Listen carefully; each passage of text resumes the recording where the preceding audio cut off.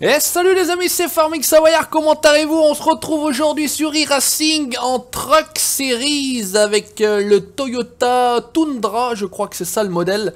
On est à Charlotte, c'est la semaine 13, c'est des courses un petit peu plus courtes que d'habitude et encore quoi que j'ai envie de dire, vous pouvez le constater. On va mettre par contre cette petite chose là, puisque sinon vous ne verrez rien. On va enlever et laisser les pneus et mettre voilà le relatif, puisque moi j'ai d'autres attributs sur l'écran, mais que vous ne voyez pas en fait, tout simplement par rapport au mode de capture que j'utilise. Bref, c'est pas grave, on partira 5ème, on est à l'intérieur, c'est plutôt une bonne nouvelle. On va faire un tour. Avant le départ lancé. Ça joue avec les drapeaux jaunes, donc s'il y a un gros carton qui va gêner en fait la course, bah, tout simplement la course est neutralisée. On va faire un ou deux, ou voire 3 ou parfois 4 tours sous drapeau jaune à 2 à l'heure. On en profitera peut-être éventuellement pour faire des arrêts au stand, changer les pneus surtout, le plein il n'y a pas besoin de le faire. Bah voilà, on va voir comment ça se passe, hein. Je suis aujourd'hui en catégorie C pour l'instant encore. Normalement, en théorie, à la fin de la semaine, je vais passer en catégorie B ou en certificat B ou en licence B. On a les Ario devant nous. On peut regarder à droite, qu'est-ce qu'on a? Une voiture rouge, rien d'extraordinaire. En arrière à gauche, on n'a rien du tout. C'est parti, on va se lancer. J'espère que ça va plutôt bien se passer. En tout cas, je vais tenter de faire que ça se passe bien. Voilà. Un soft donc de 1151, c'est pas très élevé. C'est la moyenne en fait des e-ratings de chacun. Personnellement, j'ai la voiture numéro 4 avec un e-rating de 1438. Alors, c'est pas tout à fait ça, c'est 1410 puisque j'ai déjà 26 points par rapport à la position que j'occupe actuellement. On alternera pardon, entre la vue intérieure et la vue troisième personne, comme j'avais pu le faire en replay sur la course. Je sais plus si c'était à Daytona ou je sais plus où je l'avais fait avec une autre voiture NASCAR, mais ça n'avait pas plu, il n'y avait pas de commentaires. Alors là vous allez être complètement avec moi dans la voiture. Je vais vous casser les oreilles parce que là ça rage. Parfois ça rage sur e-Racing, c'est vraiment, on a affaire à des débiles parfois. Donc là on va voir comment ça va se tramer. On espère en tout cas que ça va bien se passer. Allez, on va terminer ce tour. On va passer virage 3 et 4. Oui, parce que sur un ovale il n'y a pas que 2 virages, mais il y en a 4. Chaque virage est donc composé en 2 virages. Là vous allez voir en haut à droite, regardez si vous jetez un oeil. Charlotte, virage numéro 3 jusqu'au milieu. Et après Charlotte, virage numéro 4. Voilà, puis 1 et 2 de l'autre côté, hein. Le Pescar devant va s'effacer, c'est une Ford Mustang dans ces séries-là. Et ça va faire green et on va partir comme des fralés. Ouais, normalement il faut que je sois à ma place ici, on est gay. On va rester au contact et c'est parti, let's go! On va essayer de pas se faire enrhumer, pas se faire endormir. Le 14 est sur notre droite, ça va partir fort. On va essayer de se placer. Ouais mon gars, mais il n'y aura pas de place, on va le laisser passer. On va jouer la sécurité pour l'instant. Le laisser se mettre à l'intérieur. On va pas chercher du tout de suite à se mettre dans le décor. On a parti pour 25 tours. Donc la course est encore longue. L'idéal c'est qu'on puisse marquer le pas avec ceux de derrière, qu'on soit tranquille, qu'on n'ait pas besoin de regarder en permanence dans le rétro pour voir ce qui se passe. Que ça plonge pas à l'intérieur. Parce que là vous pouvez le constater, ça arrive fort derrière. L'autre il me gêne un petit peu devant. Là allez mon gars, faut y aller, le numéro 6 là. Faut pas glander comme ça, sinon on va se faire bouffer. Le 11 derrière est très pressant. C'est parti, ouais, il est parti à l'intérieur. Il a glissé à l'intérieur. Putain, j'ai pas mis le spotter comme un con. Oh putain, ça doit être la baisse. J'ai pas mis le spotter, je l'ai désactivé depuis e-Racing. J'utilise celui de Khrouchtchev version 4 pour ceux qui connaissent un petit peu. C'est un logiciel de spotter. Alors l'autre il est complètement sorti à l'extérieur. Bon bah écoutez, on va faire ça, hein. On n'aura pas inside, clear, etc. Va falloir surveiller les rétros. Tourner la tête à droite et à gauche. Pour l'instant ça se passe pas trop mal, on a couvert 2 tours, 3 tours. On va essayer de pas trop utiliser les pneus. En termes de température de piste, j'ai pas l'information, donc je sais pas si ça va glisser beaucoup ou pas. Qu'est-ce qui se passe? Il n'y a plus personne là. On a fait un sacré gap avec ceux de derrière, là on a 1 seconde d'écart quasiment. 9 dixièmes. Allez, on va rester tranquille, on va rester à l'affût.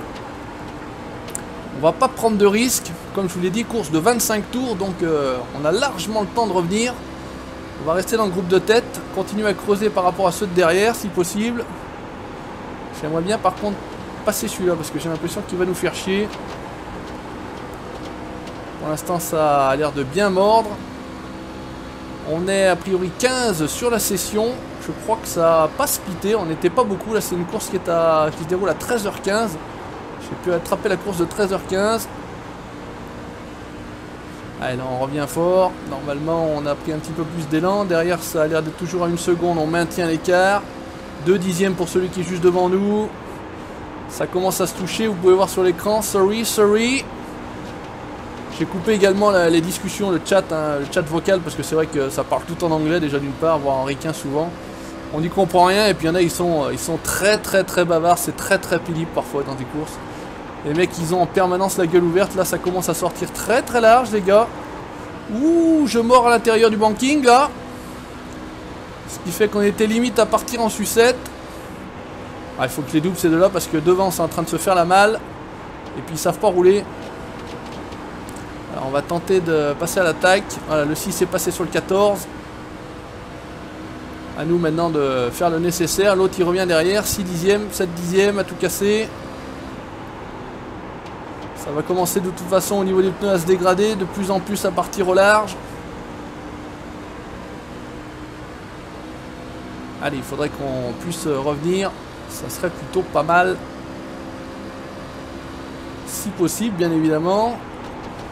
Le NASCAR est assez une course d'intelligence. On a l'impression qu'on tourne en rond comme ça, mais alors il y a une gestion des pit stops, des arrêts, mais aussi une gestion d'intelligence de course. Est-ce qu'il faut attaquer tout le temps? Est-ce qu'il faut se mettre à l'abri? Est-ce qu'il faut rester intelligent et rester derrière? Parfois c'est plus intéressant de rester derrière. Vous voyez là ça commence à sortir très large ces deux-là. A priori j'ai l'air de revenir, j'ai une trajectoire un peu plus intérieure et j'arrive à avoir plus de vitesse en sortie de virage. Allez, ça serait pas mal qu'on puisse revenir. Là il y a la petite bosse. Attention, il y en a qui s'est fait virer parce qu'il n'avait pas le niveau requis. Donc il a pris des shoots et des shoots. Voilà, ils commencent à être près du mur les deux là. L'autre en profite pour revenir. Devant ça a l'air aussi de ralentir plus ou moins. J'ai l'impression qu'on revient sur eux. Pourtant on n'est pas beaucoup plus rapide. Là on passe un petit peu mieux qu'eux là. À chaque fois on revient très fort.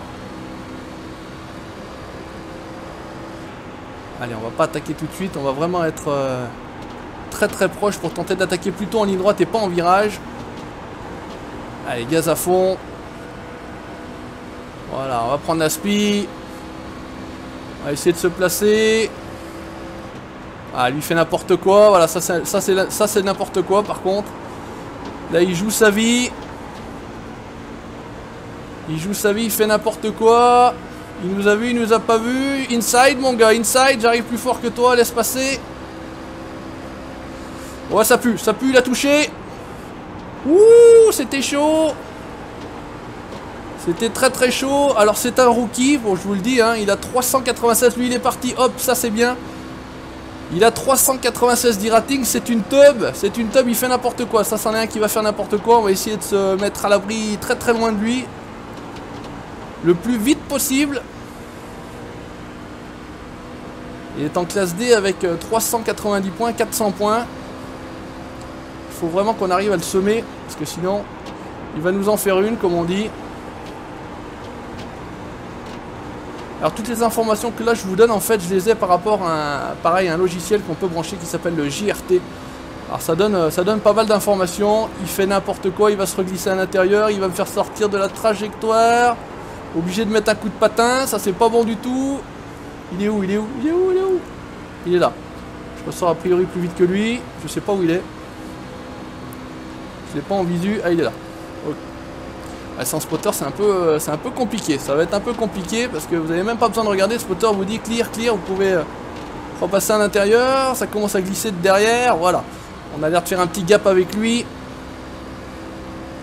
Il a peut-être compris qu'on était un petit peu plus rapide. Il a abandonné la bataille. Maintenant, on va essayer de revenir sur les 3 premiers. Voilà, c'est bon.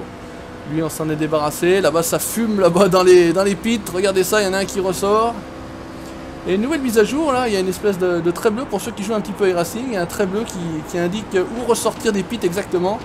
C'est vrai que parfois, c'est un petit peu du n'importe quoi. Alors comment ça se passe devant? Derrière on a mis une demi-seconde, c'est bien. 1,99 pour devant.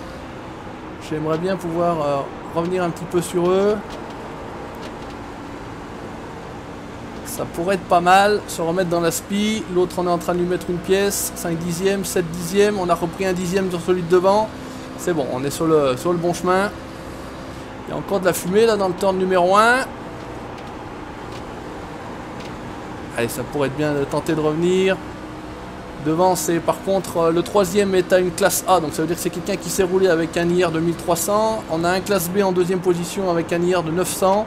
C'est un peu moins costaud, assez propre par contre.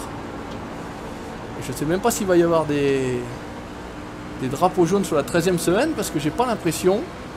En tout cas, on est en train de refaire notre retard sur le troisième, ça c'est d'une bonne nouvelle.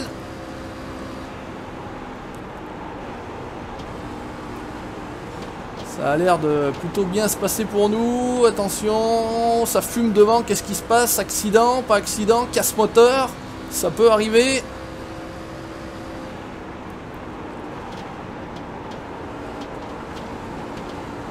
Alors c'est pas du tout pied à fond tout le long, hein, je vous le dis tout de suite. Alors ça dépend en fait de la température de la piste, parfois oui, parfois non. Là on est quand même à presque 270-280 km/h, ça n'a rien à voir avec la Street Talk.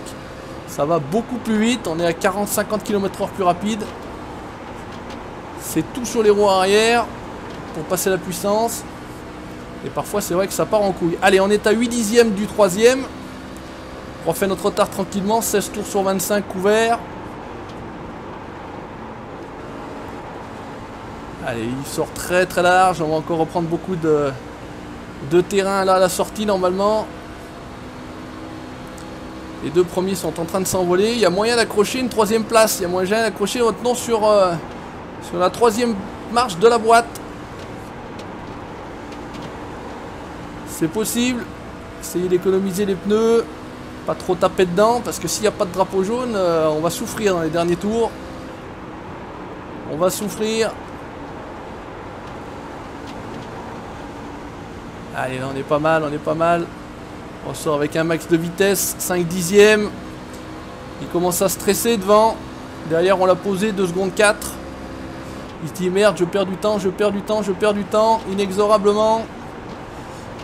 Alors on va essayer d'aller vite, vite passer le retardataire là qui sort des stands. J'espère qu'il nous a vus, ça a l'air d'être bon.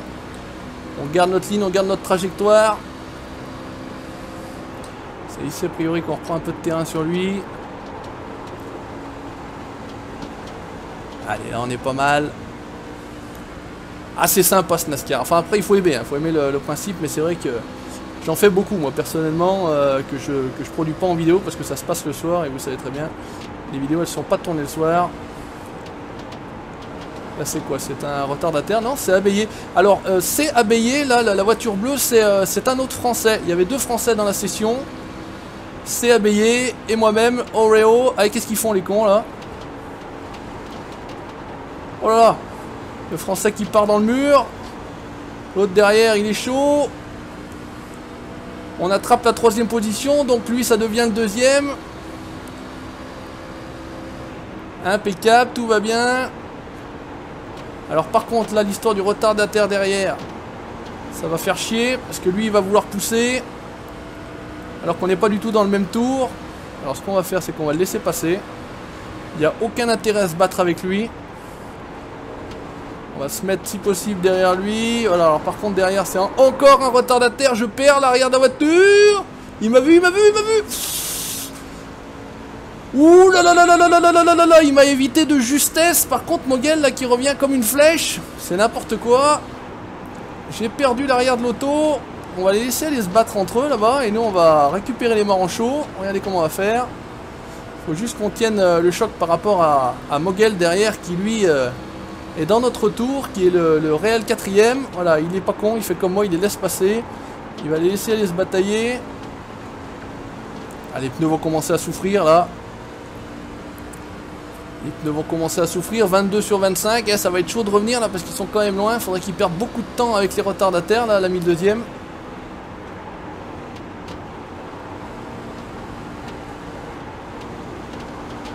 Ouh, je crois qu'il a touché. Il a l'air d'avoir touché le mur. On revient comme une flèche. Ouais, il a touché le mur.